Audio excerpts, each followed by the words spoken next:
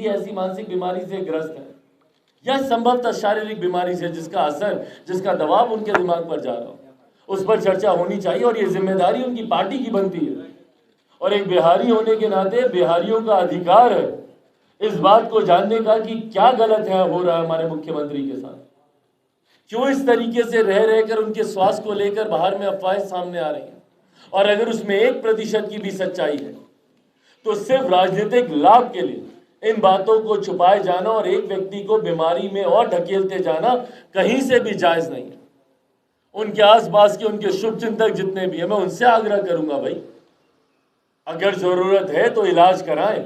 और आज की तारीख में मानसिक स्वास्थ्य कोई शर्म की बात नहीं है, कोई छुपाने की बात नहीं है, उस पर चर्चा होनी चाहिए और जरूरत है तो मुख्यमंत्री का इलाज कराया जाए।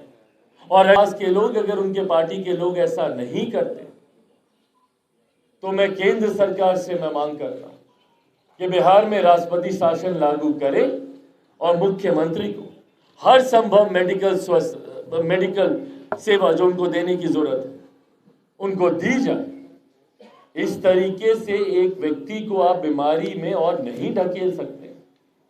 संभवतः उनके आसपास के लोग ये नहीं समझ पा रहे होंगे और जो व्यक्ति खुद ऐसी बीमारी से ग्रस्त है वो भी नहीं समझ पाता इस बात को। ऐसे में वो इलाज कराएं, पर उनके इस बीमारी का नुकसान पूरे प्रदेश को हो ये भी उचित नहीं है।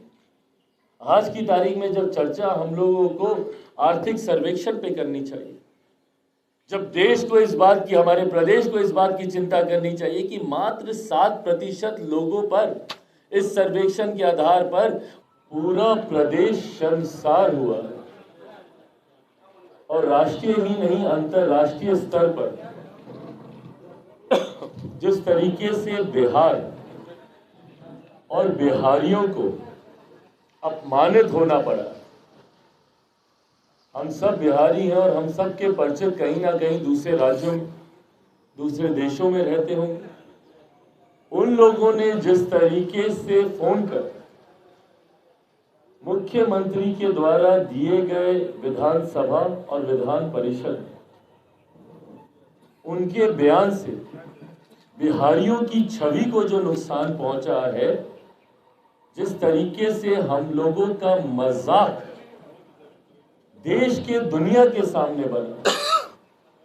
आज तक तो हम लोग को शर्मसार होना पड़ता था कि भैया लोग चढ़ाते थे हम लोग को बोल करके, अरे देखो तुम उसी राज्य से ना हो जहां पर पुल हवा में गिर जाता है, जहां बांध चूहे कुतर जाते हैं,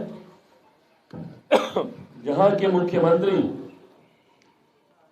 लैंडलॉक राज्य होने की वजह से बिहार में उद्योग लगाने से मना कर देते हैं और देश भर में बिहारियों को मजदूर बनाकर लेबर प्रोड्यूसिंग स्टेट के तौर पर बिहार का नाम कर दिया गया है। इन तमाम बातों को लेकर हम लोग शर्मसार होते हैं, मामलों का मजाक उड़ाया जाता है। मेरे खुद के कई परिचित न्यूज चैनल पे जो मुख्यमंत्री अपनी ऐड देते हैं नली गली बनाने की, उसको लेकर मेरे खुद के कई परिचित आकर हम लोग का मजाक उड़ाते हैं। जब चैनल्स पे ऐड चलती है और दिखाया जाता है कि भैया शहर से आया हुआ लड़का खुश हो जाता है, क्यों? क्योंकि हमारे गांव में नली बन गई, तो लोग हमसे पूछते हैं कि भैया आज भी तुम्हारे राज्य में एक नली का और एक गली का बनना इतनी बड़ी उपलब्धि है कि उसके लिए तुम लोग ऐड निकाल रहे हो। कौन बात करेगा आईटी जॉब की, आईटी सेक्टर की? कौन बात करेगा हायर एजुकेशन की, एजुकेशनल इंफ्रास्ट्रक्चर की या बेसिक इंफ्रास्ट्रक्चर डेवलपमेंट की?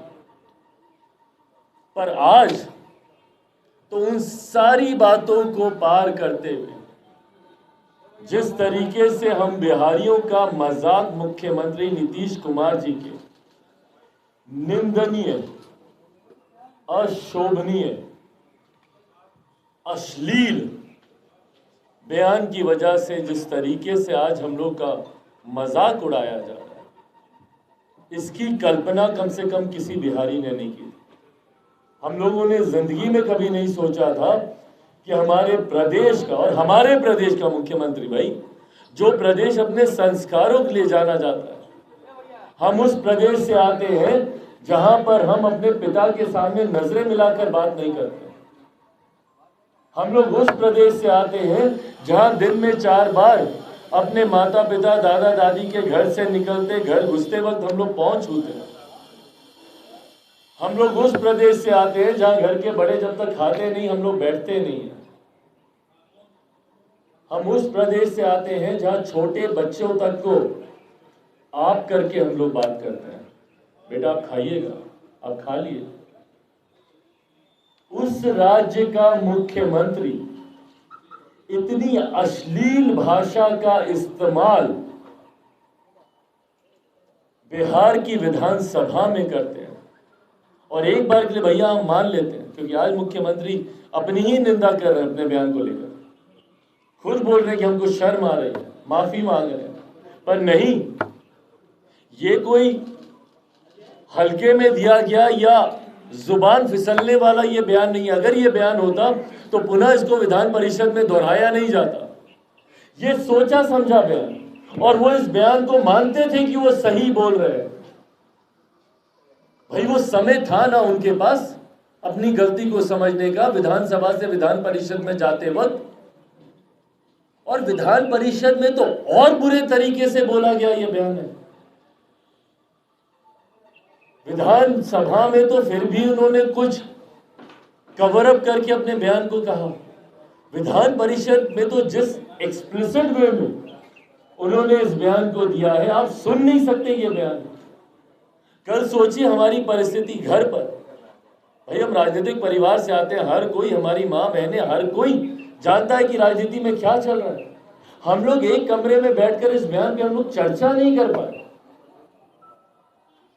हम लोग बोल नहीं पाए एक दूसरे को कि भाई ये क्या बयान दिया है। एक प्रदेश का मुख्यमंत्री ऐसी भाषा का इस्तेमाल करता है कि आप घर परिवार के लोगों के साथ आप उसको बोल नहीं पाए। आज हम इतने असहज हैं, हमारे आसपास महिलाएं मौजूद हैं, और हम एक कैसे बयान पर हम लोग चर्चा कर रहे हैं। इतने न्यूनतम स्तर पर बिहार की राजनीति को मुख्यमंत्री नीतीश कुमार जी ने लाकर खड़ा कर दिया, और इससे बहुत बड़ी चिंता खड़ी होती है।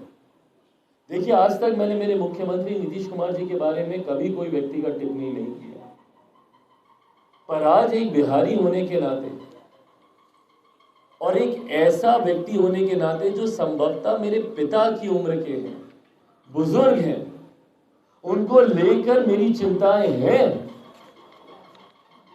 आज पहली बार मुझे लगता है कि संभवतः उनको लेकर जो आम बोलचाल में जो चर्चाएं चल रही हैं, जिनको अभी तक मैं र्यूमर्स मानता था, अफवाहें मानता था, पर क्या वो बातें सही में सत्य हैं?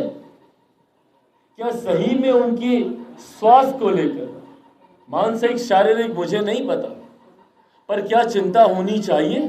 होनी चाहिए।